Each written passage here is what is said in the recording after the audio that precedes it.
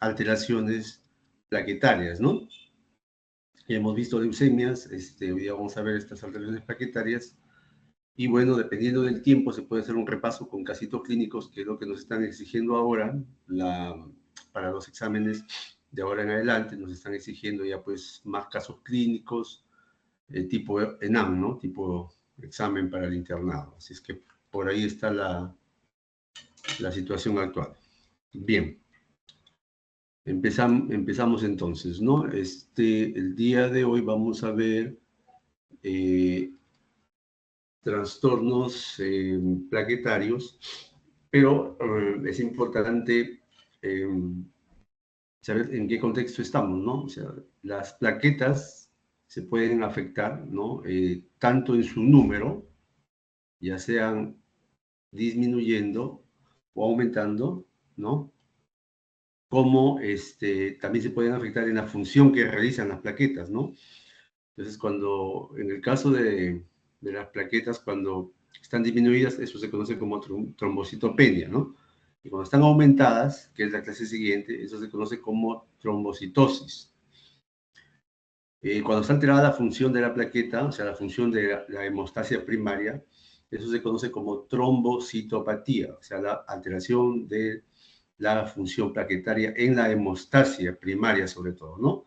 Ya sea congénita o adquirida. Entonces, hoy vamos a ver esta alteración de las plaquetas en relación a su número, llamada trombocitopenia, ¿no? Que eso es bastante conocido, ¿no? Recordando que las plaquetas para llamar trombocitopenia tienen que ser menores de 150.000, ¿no? Pero para efectos prácticos clínicos, generalmente lo consideramos menor a 100.000, ¿no? Para menor a 100.000 ya podemos hablar de una trombocitopenia que tiene ya alguna connotación clínica en el paciente. La trombocitopenia, ya vamos a ir viendo, pueden ser congénitas o puede ser adquiridas, ¿no? Los más frecuentes son la trombocitopenia adquirida, ¿no? Y también vamos a verlo ya con más detalle. La trombocitopenia adquirida puede tener pues un origen medular, ¿no? En la médula ósea, se conoce como trombocitopenia central, ¿no? Por un mecanismo central en médula ósea, o puede ser una trombocitopenia adquirida en sangre periférica o en órganos que no son la médula ósea, ¿no? Entonces, eso se conoce como trombocitopenia periférica, ¿no? Que también tiene tres mecanismos que le explican: por destrucción, consumo y secuestro, ¿no? Entonces, la más frecuente de las dos formas, digamos, es la trombocitopenia periférica, ¿ya? Bien, la trombocitopatía no es el tema, pero bueno, simplemente para mencionarles que puede ser, la función plaquetaria puede ser alterada de manera congénita y la más frecuente de manera adquirida, ¿no? Por ejemplo, pacientes urémicos, pacientes renales que tienen una urea elevadísima, puede provocar pues, una alteración de la función plaquetaria. Pacientes hepatópatas, ¿no? En general, ¿no? Especialmente aquellos que tienen, por ejemplo, cirrosis hepática, es una enfermedad que tiene muchas alteraciones, entre ellas, pues, altera tanto el número de las plaquetas, como ya lo vamos a ver, pero también altera la función plaquetaria, ¿no? Entonces, las plaquetas están alteradas tanto en su número como en su función en enfermedades como, por ejemplo, la cirrosis hepática. O fármacos como los AINES también pueden alterar la función plaquetaria. Bueno, ese no va a ser el tema de hoy día, ¿no? El primer tema va a ser trombocitopenia, alteración en el número de las plaquetas. Pero antes de entrar a ver en sí la alteración en el número de las plaquetas, es importante recordar esto. Esto sí creo que es clave, ¿no? A pesar que no está en el syllabus como tal, pero sí creo que es importante poder recordar nada más que es la hemostasia, ¿no? Porque uno siempre habla de hemostasia, ¿no? ¿Cómo está el paciente? ¿Cómo está la hemostasia del paciente? Entonces, cuando uno se refiere a hemostasia, se refiere a todo un sistema o conjuntos de procesos, ¿no? Que reparan una lesión. Se supone que es una lesión de un vaso, ¿no? De vasos sanguíneos, capaz de producir una hemorragia, ¿de acuerdo? Entonces, la hemostasia pues, puede ser primaria, que especialmente involucra, miren, al vaso sanguíneo, ¿no es cierto?, al endotelio del vaso sanguíneo, ¿no? Y las plaquetas, ¿no? Que se están, pues, en el plasma, ¿no? Son elementos formes que se encuentran en el interior, ¿no es cierto? Entonces, endotelio y plaquetas están implicadas en la hemostasia primaria. Es decir, la hemostasia primaria entendiéndose pues como cuando hay, por ejemplo, una disrupción de un vaso sanguíneo, una rotura del vaso sanguíneo, ya sea por un traumatismo o por alguna enfermedad, se expone el colágeno del endotelio y las plaquetas inmediatamente vienen a tratar de evitar que el paciente sangre, o si es que hay sangrado, tratar de controlarlo, formando un tapón de plaquetas, ¿no? Ese taponcito de plaquetas se conoce como hemostasia primaria, que involucra plaquetas y vasos sanguíneos, ¿de acuerdo? Entonces, luego ya vienen, después de ese tapón de plaquetas, viene la hemostasia secundaria, donde intervienen los factores de coagulación que se sintetizan principalmente en el hígado. ¿Ya? Esto siempre viene la pregunta, ¿dónde se sintetizan los factores de coagulación? Pues en el hígado, ¿no? Entonces, y hay algunos de los factores de coagulación que intervienen en la formación de un tapón secundario, o sea, sobre estas plaquetas se forma pues ya una red de fibrina, ¿no? Se forma fibrina, ¿no? Que lo que hace es estabilizar más este tapón de plaquetas, ¿no es cierto? Interviene la fibrina. Entonces, esa es la hemostasia secundaria. Entonces, cuando uno ve un paciente que tiene disrupción o alteración de la hemostasia, sea una hemorragia visible, o sea, por ejemplo, una equimosis, una petequias, o sea, un hematoma en la piel, ¿no? En el celular subcutáneo, en alguna articulación. Entonces, nos preguntamos, ¿no? ¿Cuál de estos componentes está alterado, ¿no? O sea, ¿está alterada la hemostasia primaria o la hemostasia secundaria? Entonces, esa pregunta tenemos que hacerlo siempre, ¿de acuerdo? ¿Ya? Porque puede ser alterado de repente el endotelio nada más, ¿no? Una microangiopatía, por ejemplo.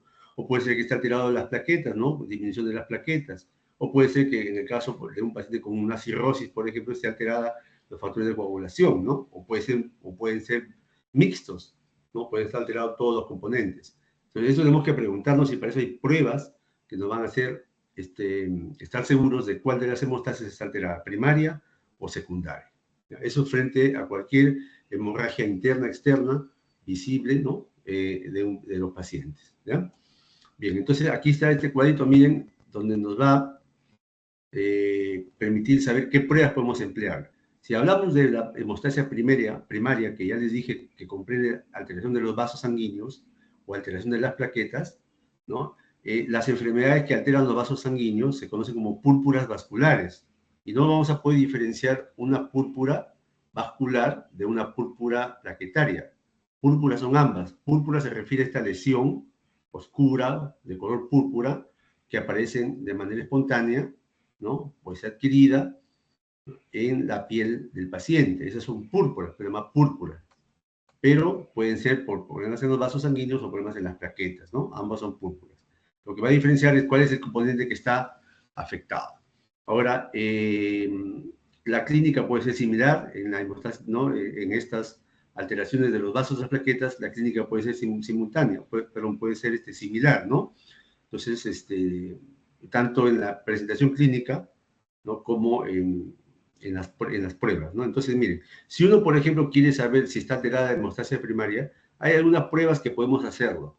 Bueno, la prueba de fragilidad capilar en sí no es una prueba fácil de hacerlo en las emergencias de los hospitales, ya porque es una prueba que no tienen todos los hospitales.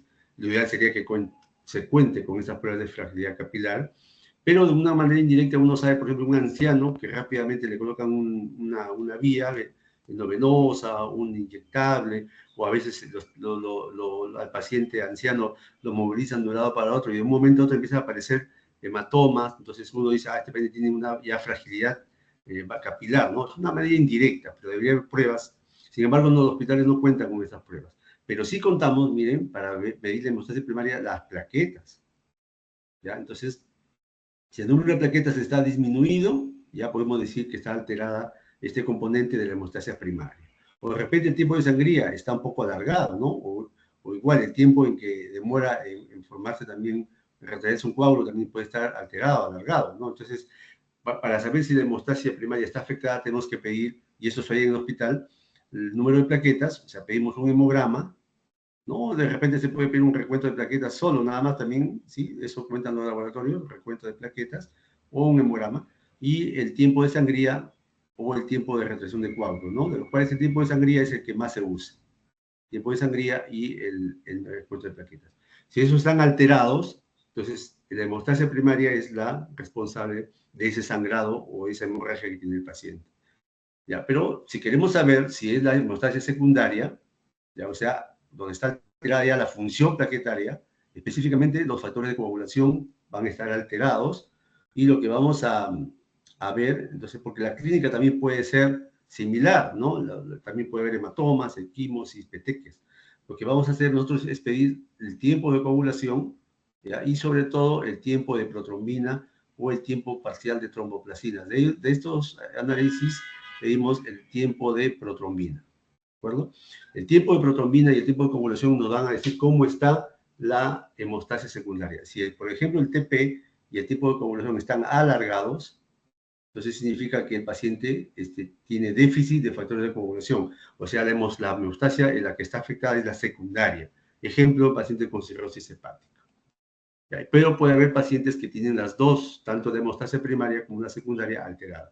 Igual, la enfermedad de cirrosis hepática altera la hemostasia primaria, disminuyendo el número de plaquetas, ya lo vamos a ver en una lámina, y también altera la hemostasia secundaria porque hay déficit de los factores de coagulación por la misma enfermedad hepática. Muy bien. Entonces, le decía que las plaquetas, cuando se alteran en sus números, o sea, cuando disminuyen, esto forman lesiones en la piel, se manifiesta en la piel a través de lesiones como tipo equimosis, hematomas, petequias, ¿no? Y eso se conoce como púrpura plaquetaria, porque está alterado el número de plaquetas, ¿no? O también puede ser la púrpura porque está alterada la función plaquetaria, ¿no? O sea, en un déficit cualitativo, no está alterado el número, sino está alterada la función plaquetaria. También forma púrpuras.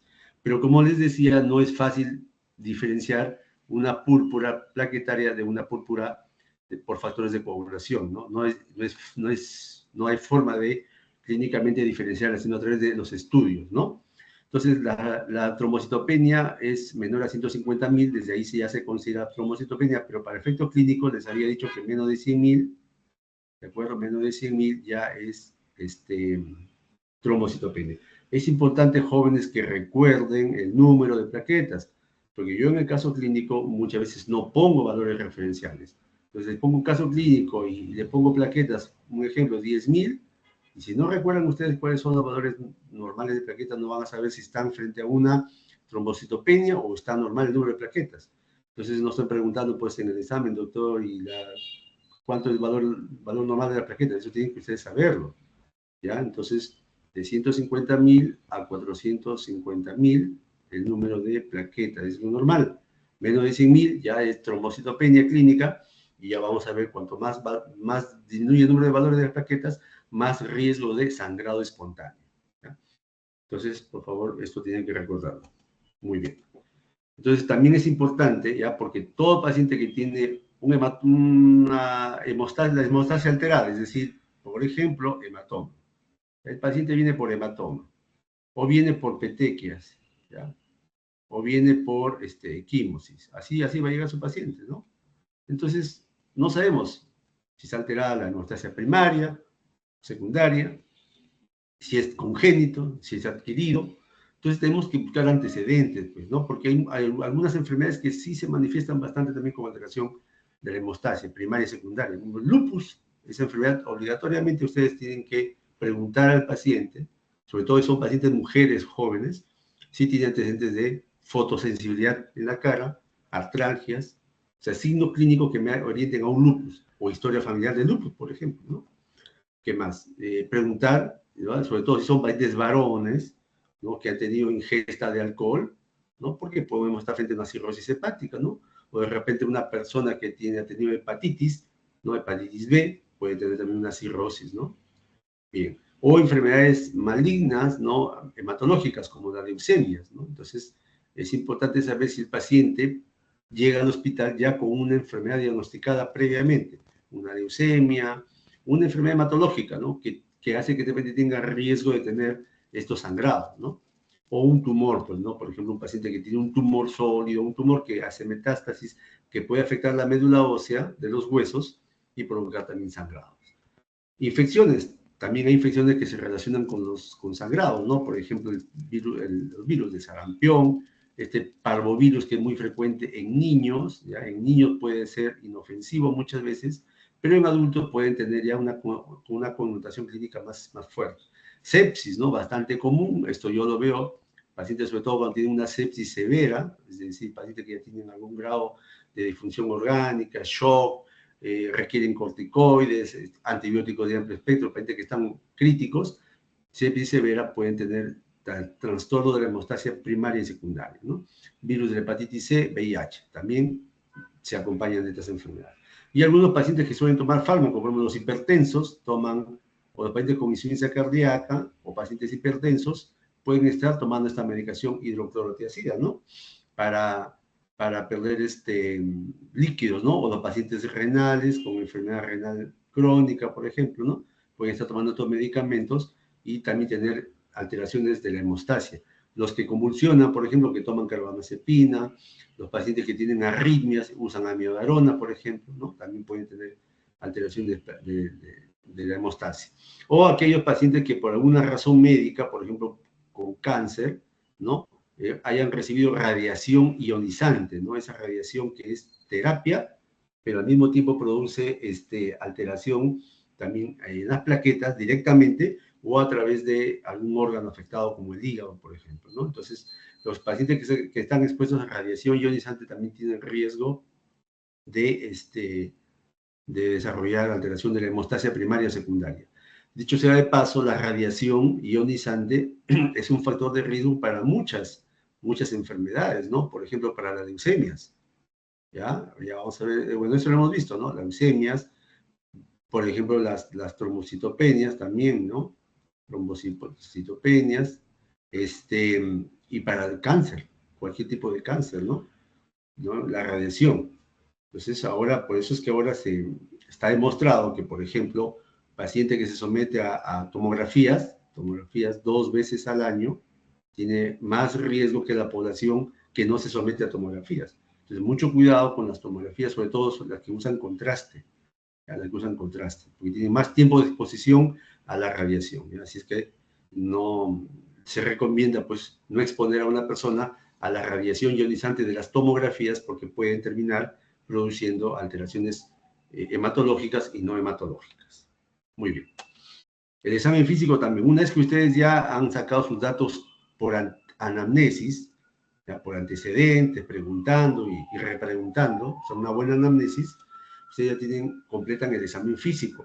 Bueno, y lo más evidente, si estamos hablando netamente de plaquetas, ¿no? De disminución del número de plaquetas, lo más evidente pues va a ser las alteraciones o sangrado mucocutáneo, petequias, equimosis, ¿no? O otro tipo de sangrado, por ejemplo, gingivorragia, ¿no? Sangrado de las encías, gingivorragia, por ejemplo, o también puede haber epistaxis, ¿no? Epistaxis, ginecorragia, etcétera, ¿no? Entonces, sea sangrados por el paciente varón, hematuria, por ejemplo, ¿no? Entonces ya indican un trastorno de disminución de las plaquetas, o signo de isquemia en algunos pacientes, ¿no? Hay enfermedades que tienen isquemia, que son producidas por trombos plaquetarios, como la púrpura trombocitopénica trombótica, que la vamos a ver, también es importante buscar signos de isquemia, signos de sangrado en el paciente. Adenomegalias, ¿ya? Porque esto se puede relacionar con una leucemia, por ejemplo, ¿no? Con enfermedades hematológicas que también dentro de su espectro clínico van a tener sangrado, ¿no? Hepatoesplenomegalia es básico, ¿no? Todo paciente que tiene disminución de plaquetas es obligatorio, sobre todo, ver si tiene esplenomegalia. Porque el vaso, ustedes saben que el vaso es el órgano donde el órgano filtro, ¿no? de la sangre que destruye, secuestra, ¿no? a las plaquetas y glóbulos rojos. Entonces, un paciente que tiene un vaso grande, pues va a tener con toda seguridad disminución de las plaquetas, ¿no? Por secuestro.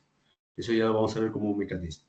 O signos de otra citopenia, ¿no? De repente el paciente tiene palidez o tiene signos tiene neutropenia, o sea, viene infectado, ¿no? Entonces ya ahí estamos sospechando de una pancitopenia, por ejemplo, ¿no? El paciente va a tener sangrado también, ¿no? Y puede ser, por ejemplo, de una leucemia aguda, ¿no?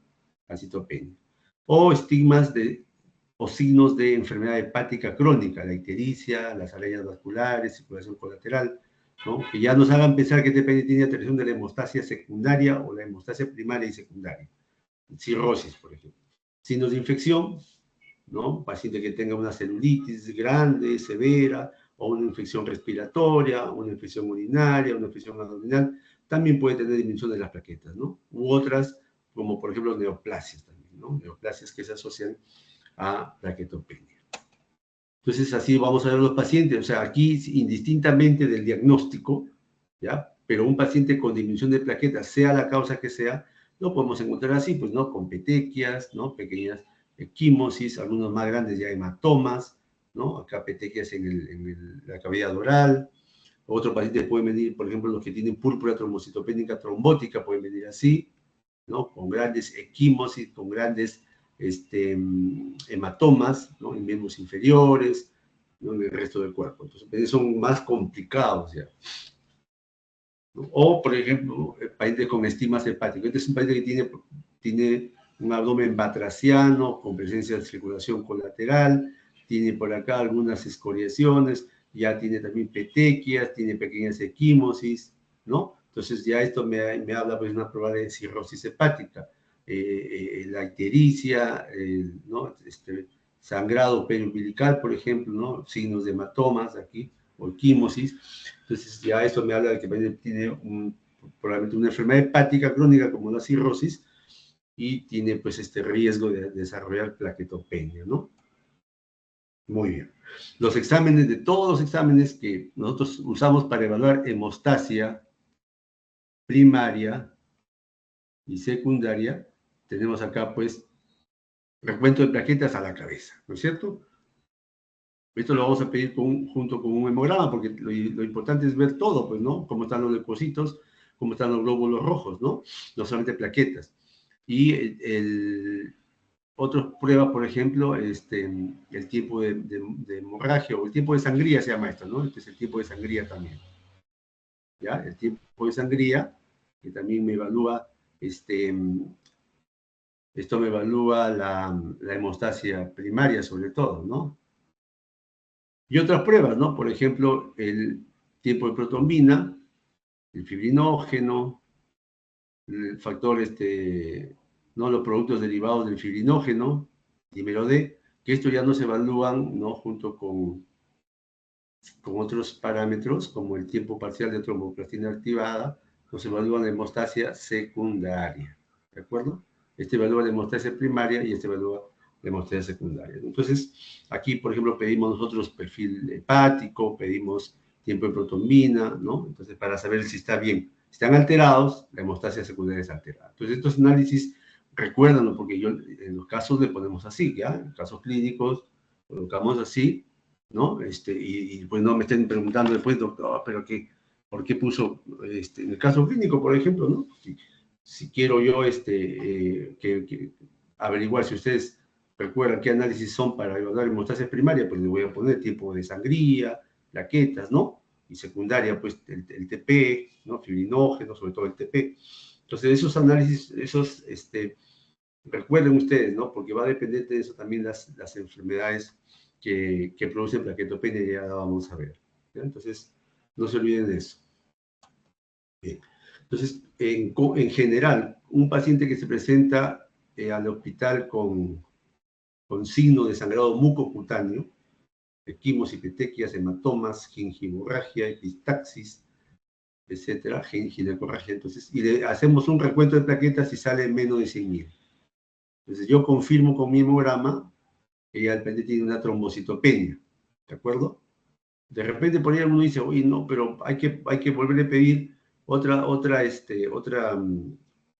sea, para confirmar, ¿no? Un nuevo hemograma. Puede ser, pues a veces a algunos les gusta, bueno, confirmarlo, pues, ¿no? Como la diabetes, ¿no? Tienes una glucosa alta, le pides un control y te sale alta nuevamente, ya es diabetes. Pues, ¿no? Igual también algunos quieren hacerse una ACP. Entonces ya tenemos confirmada la trombocitopenia.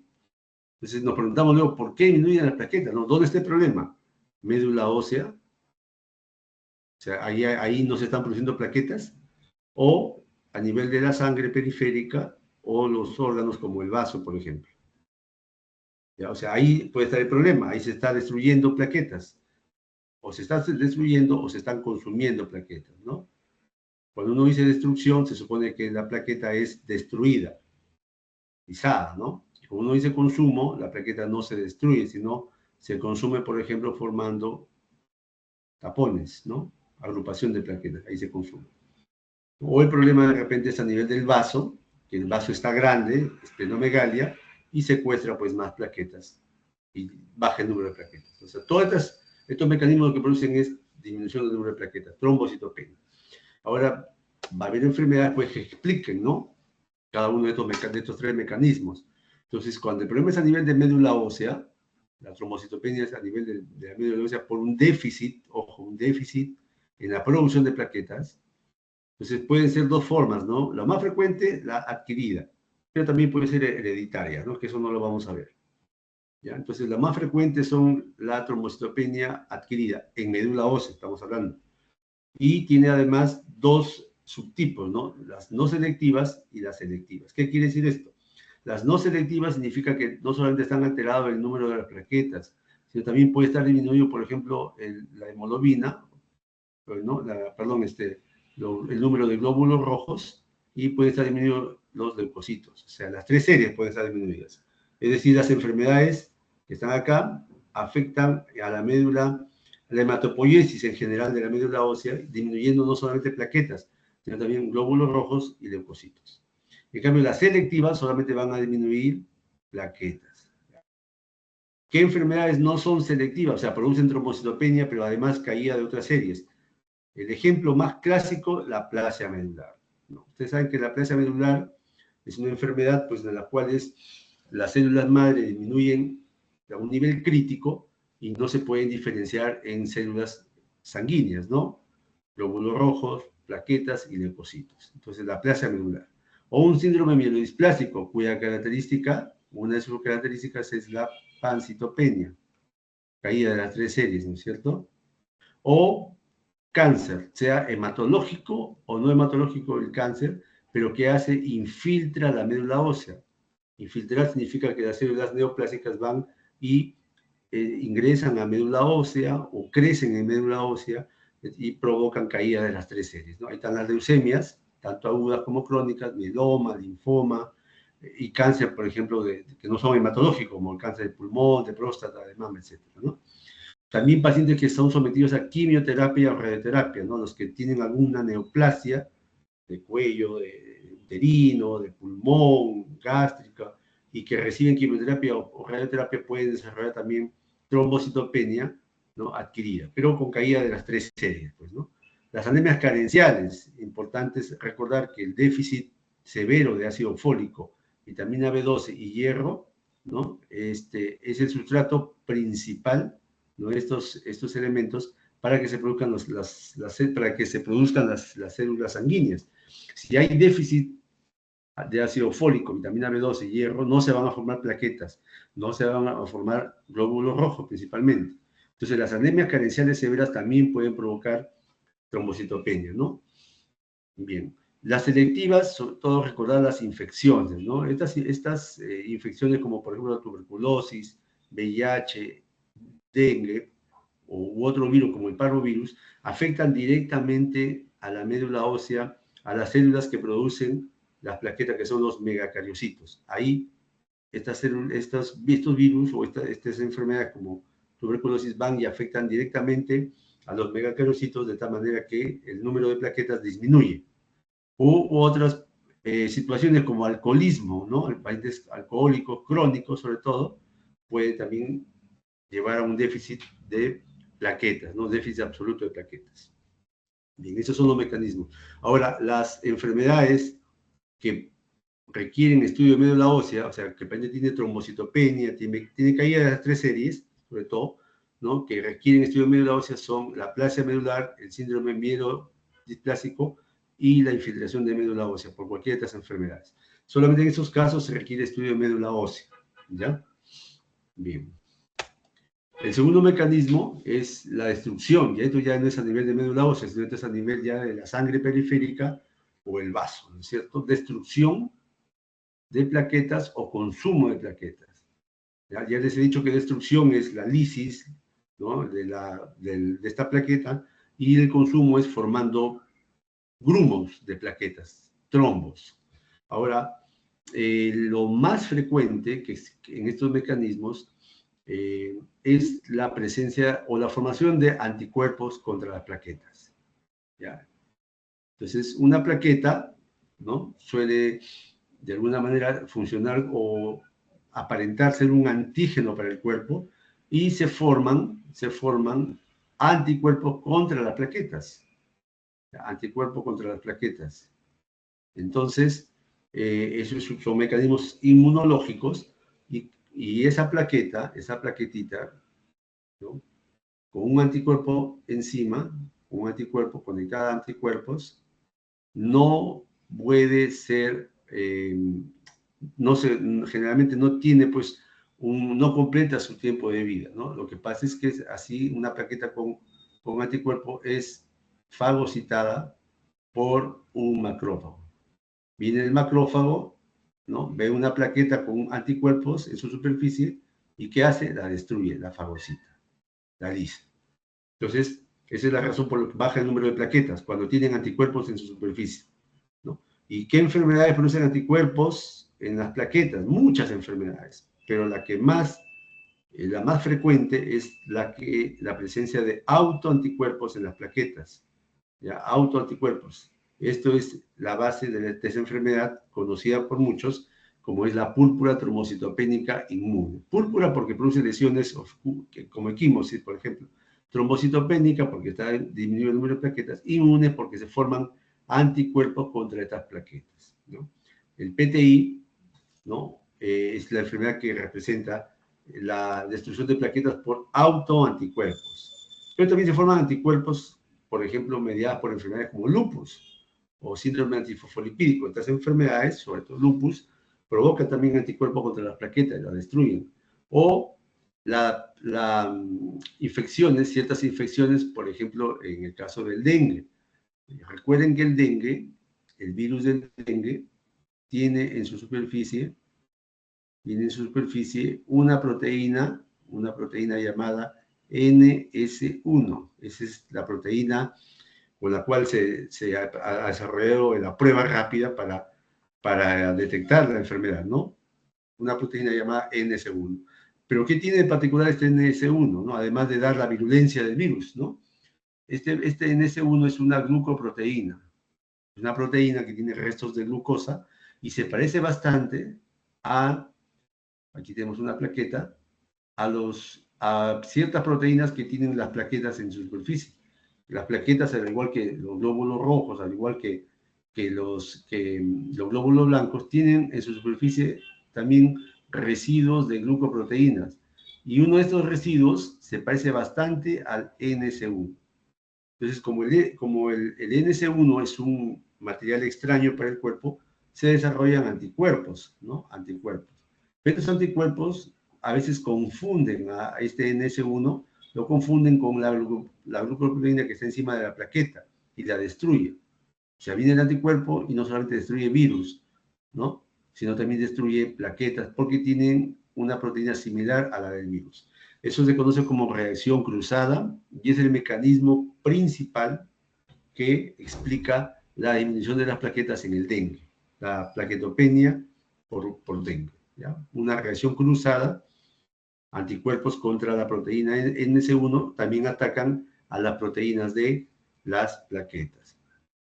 Muy bien. Bueno, y también se pueden formar anticuerpos contra las plaquetas por enfermedades neoplásicas, fármacos como penicilina, fenitoína, heparina, ácido valproico, o pacientes como los recién nacidos, pues, ¿no? Que reciben, por ejemplo, transfusiones de sangre. Bueno, son situaciones menos frecuentes, pero también se pueden formar anticuerpos, ¿no? Eso es en cuanto a la destrucción de las plaquetas, ¿no? Por mecanismos inmunológicos. Pero también las plaquetas se pueden destruir por mecanismos no inmunológicos. Por ejemplo, los pacientes que tienen válvulas como la válvula aórtica alterada, crónicamente enferma, una válvula que tiene calcificaciones. Entonces, las plaquetas cuando pasan por ahí chocan contra estas válvulas enfermas y se destruyen, ¿ya? Entonces, eso también es destrucción, pero no es inmunológica, no es por anticuerpos, sino por mecanismos físicos de contacto, ¿no? Igual los pacientes que se dializan también, esa sangre que pasa por todos esos conductos, ¿no?, artificiales de la diálisis, también puede provocar su destrucción. Y el otro mecanismo que baja las plaquetas en sangre periférica es el consumo de las plaquetas, el consumo. Aquí no hay destrucción, sino se consume. Es un mecanismo también no inmunológico, pero se consume, ¿no? Entonces, ¿en qué enfermedades se consumen las plaquetas? En las enfermedades que afectan a los vasos sanguíneos pequeños, ¿no? Parecido a una vasculitis, pero no es una vasculitis, pues, ¿no? Vasos pequeños, ¿no? Pueden desarrollar estas enfermedades de consumo, que son representadas por la púrpura trombocitopénica trombótica, el PTT, o el síndrome urémico hemolítico, el SHU, en niños, y la coagulación intravascular diseminada, ¿no? Y en las gestantes que están con esta enfermedad llamada preeclampsia, también se puede consumir las plaquetas, ¿no? También puede haber consumo de las plaquetas, ¿no? Porque la preeclampsia es una enfermedad, pues, que puede alterar, pues, el hígado, ¿no? Y el número de las plaquetas, ¿de acuerdo? Bien, esto cuando altera los vasos pequeños se conoce como microangiopatía trombótica, ¿de acuerdo? Acuérdense, microangiopatía. Bien. Y el tercer mecanismo es el secuestro de las plaquetas en el vaso cuando el vaso crece de tamaño, esplenomegalia. Y no solamente cuando crece de tamaño, sino también cuando su función está aumentada, su actividad está aumentada, la actividad de secuestro prácticamente, secuestra a las plaquetas. Y cuando el vaso crece y funciona más, ¿no? Entonces captura esas plaquetas, las secuestra y disminuye el número. ¿Qué enfermedades? Cualquier enfermedad mielo o linfoproliferativa crónica, es decir, leucemia, policitemia, trombocitosis, linfomas, etcétera, ¿no? O enfermedades como el lupus, ¿no? Las colagenopatías, como el lupus también puede producir secuestro, ¿no? O enfermedades que congestionan órganos, por ejemplo, la cirrosis cuando está congestionado el hígado, o la insuficiencia cardíaca cuando está congestionado el corazón, o cuando hay derrame, ¿no? Pleural. O cuando el hígado está congestionado por líquido, también eso produce, ¿no? O el hígado o el vaso. Entonces, la congestión de estas enfermedades puede producir agrandamiento del vaso y aumento de su función y secuestra plaquetas, ¿no? O enfermedades hereditarias, como las enfermedades hemolíticas crónicas, esferocitosis, o virus, ¿no? Algunos parásitos, inmunodeficiencias, etc., ¿no? En pacientes que también son sometidos a politransfusión, o sea, que requieren 4, 5, 6 unidades de sangre por alguna enfermedad, una anemia severa, por ejemplo, también pueden conllevar a trombocitopenia, y esplenomegalia, ¿no? Y trombocitopenia.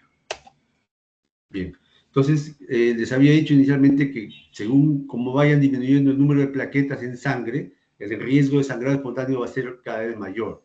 De tal manera que cuando un paciente tiene más de 50.000, miren, es importante, más de 50.000 plaquetas, acá sería 50.000 plaquetas en sangre, realmente el paciente no va a tener signos de sangrado, ¿ya? No va a haber signos de sangrado espontáneo, pero puede haber un sangrado, porque de todas maneras tiene trombocitopenia, pero con procedimientos invasivos o cirugías mayores, ¿no? Una cirugía de corazón abierto, una craneectomía, una cirugía mayor puede comprometer a un paciente que tenga pues más de 50.000 plaquetas. Entonces lo que se recomienda aquí es que el paciente tenga por lo menos 100.000 plaquetas para que se pueda operar sin problema. Cuando va bajando ya va apareciendo el riesgo de sangrado, ¿no? Entonces, ¿cuál es el punto de quiebre? 20.000 plaquetas. Es decir, un paciente que ya tiene de 20.000 a menos, ya aparecen las petequias, los hematomas espontáneos, van apareciendo. Y si el número de plaquetas está por debajo de 10.000, el riesgo de sangrado interno es altísimo. Por ejemplo, un sangrado cerebral con menos de 10.000 plaquetas, ¿ya? Entonces, esto va a ser importante para el tratamiento, porque si está por encima de 50.000, realmente no se da tratamiento a la trombocitopenia. Cuando está por debajo de 50.000, sí se da tratamiento, ya sean corticoides, ¿no? Inmunoglobulinas o plaquetas se transfunden. Muy bien. Bueno, este es el algoritmo, nada más para decir lo que hemos hecho, lo que hemos estudiado hasta ahora, el examen físico, la anamnesis, los análisis que se piden, ¿no? Entonces, si un paciente tiene trombocitopenia, ¿no? Entonces yo le pido un hemograma, ¿no? O a través del hemograma veo que las plaquetas están bajas. Pero también le miro la hemoglobina y el recuento de plaquetas. Si está alterado la hemoglobina, o sea, tiene paciente anemia y tiene disminución de los leucocitos, de los glóbulos blancos, además de plaquetopenia, entonces yo digo, el hemograma es anormal. Eso no es normal, ¿no? Que las 3 series estén disminuidas, estén pancitopenia el paciente. Ahí sí va a requerir estudio de médula ósea, ¿ya? Cuando tiene pancitopenia sobre todo. Ahora, si la hemoglobina y el recuento de glóbulos blancos es normal, o sea, solamente está disminuidas las plaquetas, entonces le pido un frotis de sangre periférica, ¿no? Para, digamos, descartar algunas cosas. Primero, descartar que sea una falsa trombocitopenia, una pseudotrombocitopenia, que a veces ocurre cuando se usa, por ejemplo, ciertos anticoagulantes en los tubos de ensayo y lo que hace, pues, es aglomerar las plaquetas, ¿no? Falsamente disminuye el número de las plaquetas. Entonces, eso se corrige usando, pues, por ejemplo, un anticoagulante como el citrato de sodio, ¿no? O la heparina, ¿no? Con eso evitamos que las plaquetas se agrupen, formen grumos y disminuyen el número. Si eso no ocurre, el frotis también nos sirve para ver cómo está la morfología de todas las estructuras, ¿no? Si los glóbulos rojos y las plaquetas son normales, ¿no? Entonces, lo más probable es que sea una trombocitopenia por fármaco, por infección o por anticuerpos, ¿no? En cambio, si en el frotis de sangre periférica atentos, además de tener plaquetopenia, también tengo eritrocitos fragmentados, o sea, eritrocitos rotos, llamados esquistocitos. Entonces, el paciente va a tener la hemoglobina disminuida, no solamente las plaquetas, sino también la hemoglobina, porque se están rompiendo los glóbulos rojos. Esto va a provocar una hemólisis, ¿ya? Hemólisis. O sea, vamos a tener una anemia hemolítica en el paciente, ¿ya? Pero esta destrucción ocurre porque está alterada los vasos sanguíneos, o sea, es una microangiopatía, ¿ya? Entonces, podría tratarse, por ejemplo, de una trombocitopenia microangiopática como el PTT, ¿ya? Entonces, ¿cómo llego yo a esa conclusión? Primero, el paciente tiene plaquetopenia, después veo que los glóbulos rojos están fragmentados en el frotis. Esto se conoce como esquistocitos, ¿ya? Que es un marcador clínico de trombocitopenia microangiopática o púrpura trombocitopénica trombótica, los esquistocitos. Y es importante que recuerden eso porque si en el caso clínico aparece esquistocitos, significa que estamos frente a una microangiopatía, probablemente un PTT. Muy bien. Entonces vamos a ver ahora dos enfermedades rápidamente que el sílabo solamente habla del PTI, pero yo he considerado agregar el PTT porque también son enfermedades que alteran el número de plaquetas. Tanto la trombocitopenia inmune como la trombocitopenia trombótica disminuyen el número de plaquetas. La diferencia es clínico y la fisiopatología son diferentes, pero ambas alteran el número de plaquetas, una más complicada que la otra. El PTT es mucho más complicado, tiene más mortalidad y requiere generalmente cuidados intensivos. En cambio, el PTI no. El PTI más afecta las plaquetas nada más y sangrado y se puede corregir, ¿no? Con tratamiento. Entonces vamos a ver primero el PTI o púrpura trombocitopénica idiopática, también lo llaman inmune, ahora se conoce como trombocitopenia inmune, pero el término queda como PTI porque es un término que conoce bastante la población médica, ¿no? Por eso no ha quedado en desuso. Bien, entonces, recuerden que esto, para hablar de plaquetopenia se considera menor a 100.000, ¿no? Entonces, existen dos tipos de PTI. Una primario, en el cual no se encuentra la causa, en el 80%, ¿no? De los pacientes con PTI primario no se identifica la causa, pues es idiopática. Y en un 20% más o menos, en un 20% sí identificamos la causa del PTI. Por ejemplo, pacientes que tienen lupus asociado, linfoma, leucemia, VIH, ¿no? Virus de hepatitis C o consumen fármacos como betalactámicos. En estos pacientes el PTI es secundario a estas situaciones, ¿no? Entonces, si nosotros descartamos las causas secundarias, todo esto, nos quedamos simplemente con el PTI es primario, no encontramos la causa. ¿De acuerdo? Entonces, una clasificación es PTI primario, cuando es idiopático, y PTI secundario cuando tenemos causas o enfermedades que la explican, ¿no? La enfermedad.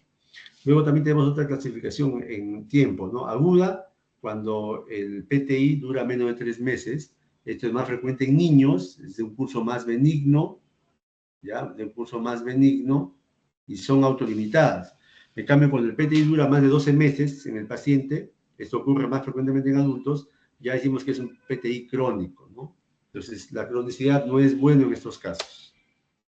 Bien, el PTI, miren, hay trombocitopenia, pero con normalidad del resto de las series, que dice que los glóbulos rojos y los leucocitos van a ser normales, ¿de acuerdo? Solo va a estar alterado el número de plaquetas. Esta es una de las características del PTI. En cambio, el PTT tiene alteración de la hemoglobina, tiene alteración de la plaqueta, puede alteración de los leucocitos, etcétera, ¿no? Bueno, presencia de megacariocitos en médula ósea, es decir, nos dice que sí están las células que forman las plaquetas, pero ha aumentado el número como un mecanismo de compensación.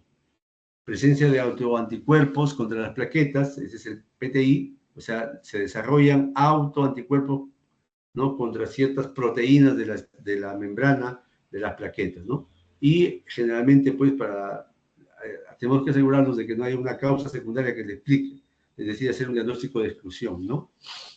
Bien, entonces les decía que en los niños el PTI es agudo, en los adultos es crónico, ¿no? En los niños el curso es benigno, puede mejorar solo, remite espontáneamente el 90% de los pacientes, y cuando se les da tratamiento hay buena respuesta, por ejemplo, 70% de respuesta al corticoide, ¿no?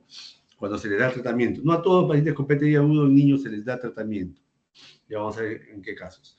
El PTI crónico es más en adultos, ¿no? Entonces, esto, por ejemplo, la remisión no es frecuente, al contrario, es infrecuente, ¿no? Igual el tratamiento o la respuesta al tratamiento con corticoides también es baja, más baja que el PTI agudo, ¿no? Entonces, el PTI crónico tiene un peor pronóstico, porque es del adulto más que todo. Bien, entonces aquí tenemos una plaqueta que tiene en su superficie varios receptores. Por ejemplo, aquí está la glucoproteína 1A, 2A, la glucoproteína 1B, la glucoproteína 2B, 3A y otras, la glucoproteína 6. Entonces, ¿cuál de estas se atacan más frecuente? La glucoproteína 1B y la glucoproteína 2B y 3A son las que pueden ser atacadas por anticuerpos. El anticuerpo se une a este receptor, a estas glucoproteínas, y esto es fagocitado por los macrófagos del vaso principalmente, ¿ya? Entonces eso explicaría, es el mecanismo fisiopatológico que explicaría la trombocitopenia, ¿ya? Estos forman anticuerpos de tipo inmunoglobulina G contra glicoproteínas plaquetarias, ¿no? Entonces el complejo anticuerpo unido a la plaqueta son destruidos por los macrófagos del vaso.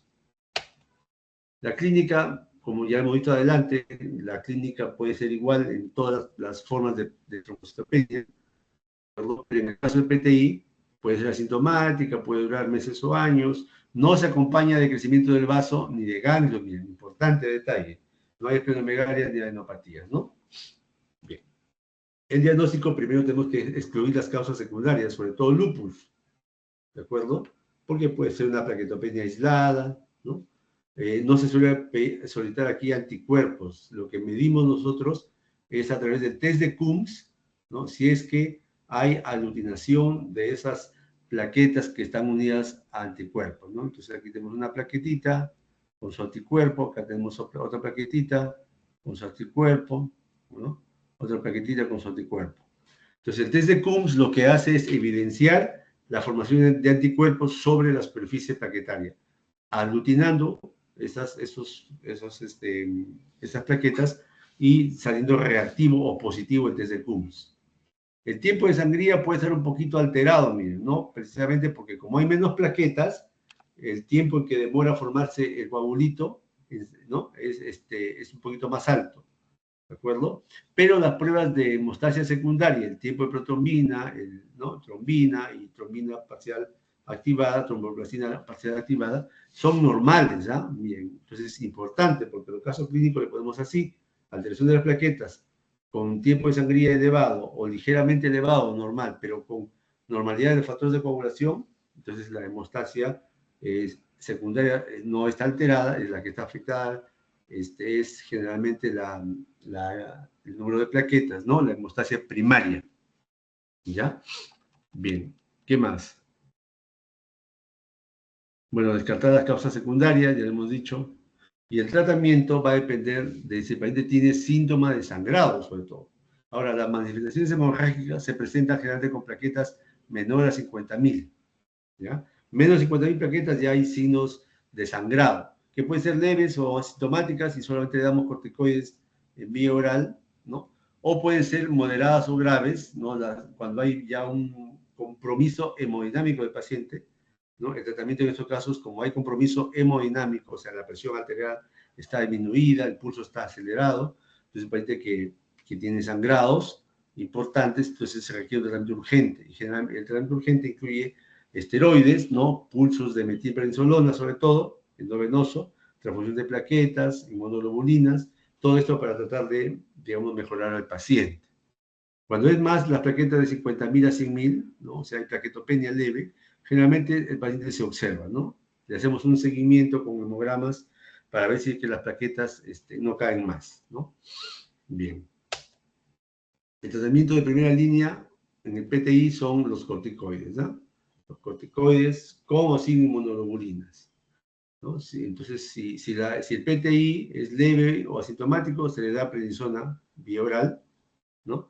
Pero si ya el cuadro del PTI es moderado o grave, entonces ya no se da corticoides vía oral, como prednisona, se da metilprednisolona, que son ¿no? medicamentos sistémicos, endovenosos, se les da a razón de 1 gramo por día, por 3 días, los llamados pulsos de corticoides, ¿no? Y bueno, también se va tratando al paciente según su déficit de plaquetas, pues, ¿no? Si requiere plaquetas, hay que ponerle plaquetas, de repente está sangrando, le ponemos este hemostático, que es el ácido tranexámico, ¿no? Y en algunos casos, cuando las plaquetas no mejoran, a pesar de todas las medidas, tenemos que usar receptores de agonistas de la trombopoietina para estimular el crecimiento de nuevas plaquetas, que reemplacen a las que se han perdido, ¿no? Entonces, de este cuadrito de fármacos, recuerden la metilprednisolona, ¿no? Es el medicamento de elección, el corticoide de elección en la trombocitopenia moderada grave, ¿ya? ¿Por qué razón? Porque es la que más dura la respuesta, más tiempo. Llega hasta el año incluso la duración de la respuesta, ¿no? Bien. La otra enfermedad que también disminuye las plaquetas, pero es más aparatosa, más grave, es la púrpura trombocitopénica trombótica, ¿no? Como dice su nombre, púrpura forma lesiones oscuras, purpúreas, trombocitopénica porque hay disminución de las plaquetas, pero trombótica porque estas plaquetas no se han destruido, o sea, se consumen, ¿no? Formando trombos, ahí se consumen las plaquetas, se agregan, se adhieren una con otras, formando trombos, ¿no? Que puede ocluir la luz de los vasos sanguíneos y provocar isquemia. Por eso es que cuando provoca isquemia, ¿no? Entonces las manifestaciones clínicas son más intensas, más severas. Puede haber fiebre, anomalías neurológicas, ¿no? Como si fuera un ACV, alteración de la función renal, generalmente insuficiencia renal, anemia hemolítica, microangiopática y también trombocitopenia, ¿no? Esa es la penta del PTT, ¿ya? Entonces, este tipo de trombocitopenia no es por destrucción, sino por consumo, aumento del consumo de las plaquetas, ¿no? Se da más frecuentemente en mujeres en esta edad, ¿no? O en estas situaciones de raza negra, obesos, sépticos, ¿no? Y el diagnóstico es clínico, netamente, se basa en la pentada de los signos, ¿no? Anemia hemolítica, microangiopática, anormalidades neurológicas, anormalidades renales, fiebre, trombocitopenia. Esa es la famosa pentada, ¿no? Y en la lámina periférica, ojo, se observa 2 o más esquistocitos. Nuevamente, los esquistocitos son un elemento clínico importante para diagnosticar la púrpura trombocitopénica trombótica. Bien. La definición, pues no son enfermedades que se presentan pues en en adultos, ¿no? Que provocan trombos. Bueno, la fisiopatología tampoco no es muy complicada, digamos. Acá tenemos un vaso sanguíneo, ¿no es cierto?, que expone, por alguna razón se rompe el vaso sanguíneo y se exponen las fibras de colágeno. Esta fibra de colágeno, a través de un puente llamado el factor de von Willebrand, ¿ya?, que es como un puente, se une a las plaquetas. Ya, luego viene otra plaqueta formando el tapón, ¿no?, el tapón primario. Una vez que se forma el tapón primario, luego el secundario y ya no hay sangrado, viene una enzima que corta este puente, llamada el Adams, ¿no?, la proteína Adams 13, y la corta, y el trombo se reabsorbe. Pero en algunos pacientes, esta enzima de corte, Adams 13, no no se destruye. O sea, hay anticuerpos que se forman inhibiendo la actividad de la enzima de Adams 13. Acuérdense que la enzima de Adams 13 es una proteína de corte, que lo que hace es cortar el puente del von Willebrand. Pero a veces se forman anticuerpos que inhiben la actividad de la enzima, de tal manera que no se rompe ese puente y las plaquetas siguen agrupándose cada vez más y más. ¿De acuerdo? Entonces, las plaquetas se van agrupando, formando trombos dentro del vaso sanguíneo, ¿no? Se van formando trombos y esto, pues, esos trombos van a consumir las plaquetas, ¿ya? Van a consumir las plaquetas y además estos trombos de plaquetas hacen que los glóbulos rojos que pasan por ahí se destruyan y provocan anemia hemolítica. Entonces, característica de esta enfermedad, ¿no?, es, además de la plaquetopenia, anemia hemolítica, pero compromiso de otros órganos, ¿no?, como compromiso importante, como por ejemplo alteración neurológica, ¿no?, anemia hemolítica, falla renal, de todas maneras hay, ¿no? Entonces, estos cuadros aparatosos que involucran varios órganos y que están alterados es lo que nos orienta a pensar en una púrpura trombocitopénica trombótica. Bueno, esto es lo mismo, ¿no? Entonces, si tenemos una lámina periférica o en un casito clínico se les pone esquistocitos, recuerden que este es un signo de anemia hemolítica microangiopática, ¿ya? Es por una enfermedad microangiopática. Y también se presenta, pues, en el PTT, ¿no? En la púrpura trombocitopénica trombótica también hay anemia hemolítica, además de disminución de las plaquetas. Y aquí es donde es importante los esquistocitos en la lámina periférica para ver su presencia. Aquí hay, por ejemplo, aquí hay otro, acá hay otro, ¿no? Entonces estos glóbulos rojos, destruidos, rotos, son los llamados esquistocitos, que es un elemento clave en la enfermedad, ¿no?, en el PTT. Puede haber sangrado también cerebral. Y el diagnóstico, bueno, generalmente es clínico, ¿no? Tiene que estar la pentada de signos, ¿no? Fiebre, anomalías neurológicas, anemia hemolítica microangiopática, alteración de la función renal y trombocitopenia. Tiene que estar esto, ¿no?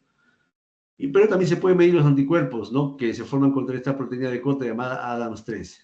No es lo usual, porque son exámenes caros, pero se puede hacer también, ¿no? Y el tratamiento de elección es la plasmaféresis con cambio plasmático, ¿no? Se le saca al paciente el plasma, se le reemplaza ese plasma por uno nuevo, ¿no?, para eliminar el plasma que tenga factor de von Willebrand, que lo que hace es seguir perpetuando la agregación de las plaquetas, eso se tiene que eliminar, ¿no?, y reponer las proteínas Adams 13 normales, ¿no?, que funcionen bien. Eliminar anticuerpos también, ¿no? Bien. Luego tenemos ya el número elevado de plaquetas. Ya hemos terminado con plaquetopenia, ahora vamos a hablar de trombocitosis, que es la elevación de las plaquetas, ¿no? Entonces, las plaquetas se pueden elevar bajo dos formas, ¿no? La primaria y la secundaria, ¿no?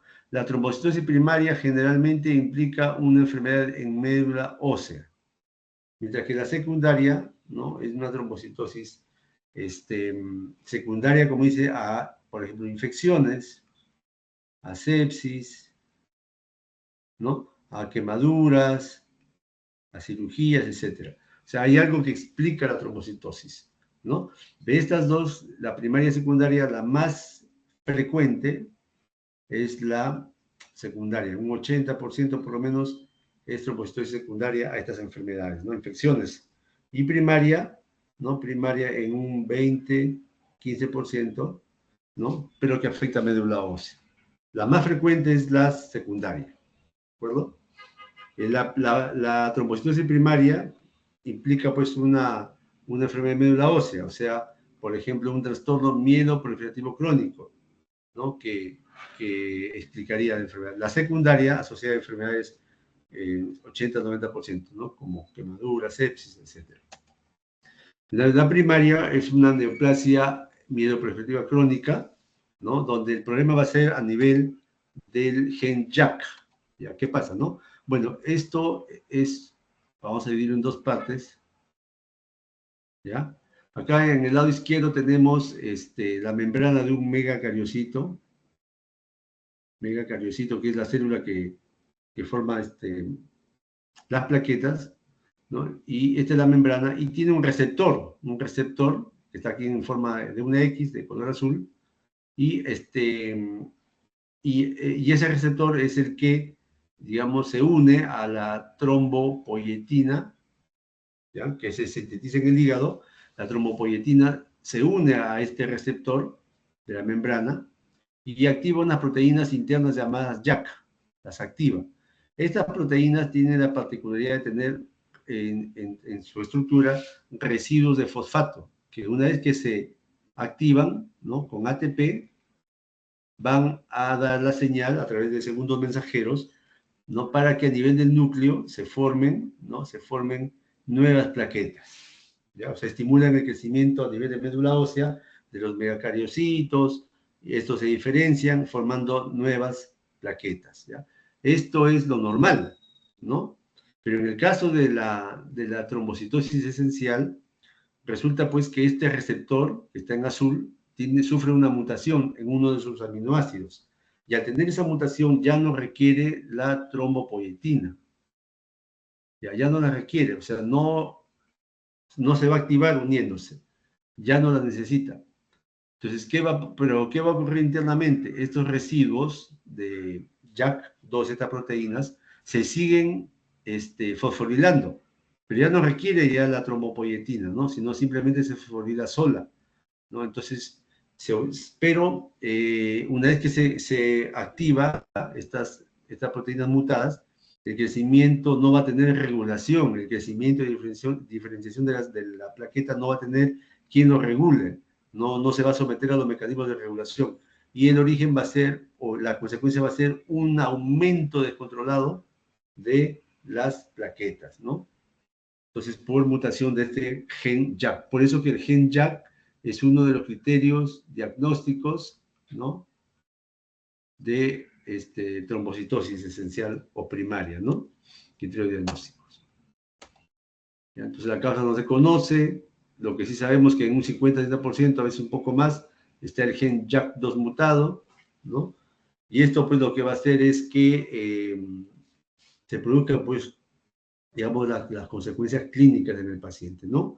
Va a aumentar la proliferación de los megacariocitos a partir de células hematopoieticas madre, se reduce el número de receptores de trombopoietina en megacarioblastos. Esto, a su vez, incrementa, ¿no? La proliferación de megacariocitos y plaquetas. Se va a haber un descontrol, pues, ¿no? En la regulación del número de plaquetas. Va a crecer las plaquetas, ¿no? Y como crecen, pues, miles, hasta millones de plaquetas, aumenta. Entonces eso va a tener un trastorno funcional, porque estas plaquetas no tienen una función, digamos, al 100%, tienen una función alterada, son disfuncionales esas plaquetas en exceso. Pero también el exceso de plaquetas va a alterar la microcirculación, ¿no? Y va a tener como complicaciones principales la trombosis, ¿ya? La trombosis o la hemorragia cuando las plaquetas sobrepasan el 1.000.000 de plaquetas. Entonces, como el exceso de plaquetas también afecta pues la viscosidad de la sangre, entonces va a haber alteraciones de la microcirculación, ¿no?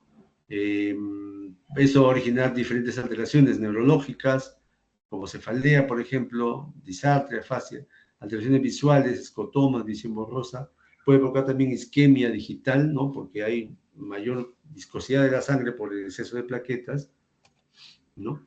Aquí tenemos, por ejemplo, las manos y pies rojos, dolorosos, tumefactos, eso se conoce como eritromelalgia, ¿no? Y lo que va a originar pues, las complicaciones más temidas de la trombocitosis esencial es la formación de trombos, por eso se llama trombocitosis esencial, formación de trombos, ¿ya? Entonces se van a formar trombos tanto en cualquier arteria del cuerpo, territorio cerebrovascular, coronario, vascular periférico, o se pueden formar trombos en las venas también, sobre todo en la vena portal y en las venas suprahepáticas, ¿no? Y cuando afecta a la suprahepática, se ocurre el llamado síndrome de Budd-Chiari, que es una enfermedad potencialmente grave, ¿no? Es la complicación más temida de la trombocitosis esencial. En el embarazo también puede ocurrir eso con riesgos de aborto, ¿no? Con trombosis placentaria. Bueno, el criterio diagnóstico ya lo revisan ustedes. Recuerden que tiene que haber trombocitosis persistente para decir trombocitosis primaria, ¿ya? La demostración del gen JAK, ¿no? Y bueno, otras enfermedades. Las plaquetas, ¿no? El diagnóstico de trombocitosis esencial, bueno, para la OMS ha dado unos criterios, pues, ¿no? Que han sido propuestos en el año 2017, nos han vuelto a actualizar, han quedado con esos criterios. Para decir diagnóstico de trombocitosis tenemos que tener plaquetas elevadas, ¿no? Sobre todo, mayor de 1 millón, ¿ya? Mayor de 1 millón de plaquetas, es con toda seguridad, es una trombocitosis esencial, ¿no? La biopsia, proliferación de los megacarocitos, que son las células que forman plaquetas, y la mutación principalmente del gen JAK. También puede estar alterado otros genes, ¿no? Pero principalmente el gen JAK. El tratamiento es reducir el número de plaquetas y evitar o prevenir la presencia de trombos, ¿no? Bueno, y realmente no hay un tratamiento eficaz para esta enfermedad. Lamentablemente, al igual que la policitemia vera, son enfermedades que no tienen un tratamiento eficaz. Pero se puede dar hidroxiguria, se puede dar aspirina para evitar los trombos o trombocitoféresis, ¿no? Es como la diálisis, lo que se hace es limpiar las plaquetas, ¿no? El exceso de plaquetas de la sangre, ¿no? Bien. Y con esto vamos a terminar la trombocitosis secundaria, porque hasta ahora hemos visto trombocitosis primaria o esencial. Este es lo más frecuente, la trombocitosis secundaria. Si yo tengo un hemograma, leo mi hemograma y de repente tiene 600.000 plaquetas. Yo sé que lo normal es de 150.000 a 450.000, pero de repente tiene más, 600.000. Como no sobrepasa el millón, entonces yo sospecho una trombocitosis secundaria y tengo que buscar las causas o descartar infecciones, hemorragias, ferropenia, cirugías, ¿no? Entonces, si descarto esas causas, entonces ya pues esto no es una trombocitosis secundaria. Pero si yo encuentro que aparece en el curso de una infección o una hemorragia, esa es la causa de la trombocitosis. Y es lo más frecuente. 80-90% de los casos de trombocitosis, es decir, aumento de plaquetas, se debe a las causas secundarias. Esto generalmente no requiere tratamiento, ¿ya? O sea, no se trata el exceso de plaquetas cuando es secundario a una infección, no se trata el exceso de plaquetas, lo que se trata es la causa, por ejemplo, la infección. Mejorando la infección, el paciente mejora también su número de plaquetas. Bien. Entonces, esto sería todo en relación a la enfermedades de alteración de las plaquetas, ¿no? Tanto trombocitopenia como trombocitosis. Bien. Si hubiera alguna pregunta, alguna duda, algún aporte, ¿se entendió? Sí, doctor, la verdad ha estado muy explicativa la exposición. Muchas gracias. Ya, muy bien, pues. Si es, entonces, bueno, si no hay preguntas o no hay dudas, esto lo voy a alcanzar a la delegada para que lo comparta con sus compañeros. Y bueno, pues si hay tiempo antes del examen, no sé cuándo es el examen de ustedes, podemos Este quedar viernes, una hora doctor. para revisar. ¿Cuándo? El ¿Este viernes, viernes? doctor. Sí. ¿De la siguiente semana o de esta semana? No, de esta semana. El De esta 23. semana. Uy, ay, ay. 23, nos falta mucho. Bueno, vamos viendo, pero de repente el miércoles a más tardar, aunque puede ser miércoles o mañana, de repente podemos revisar casos, pero ya sería en la nochecita a partir de las 8 más o menos. O 8, 8 y Sí, media, doctor, estaría bien, más seguro. dependiendo de su horario en Ya. el que usted pueda darnos el repaso. Sí. Muy bien. Entonces, si es que no hay pues más, damos por concluida la clase y bueno, pues a estudiar bastante para el examen. Gracias, doctor. Muy Muy bien. amable. Buenas tardes. Buenas tardes. Vayan saliendo, por favor. Muchas gracias, muchas gracias.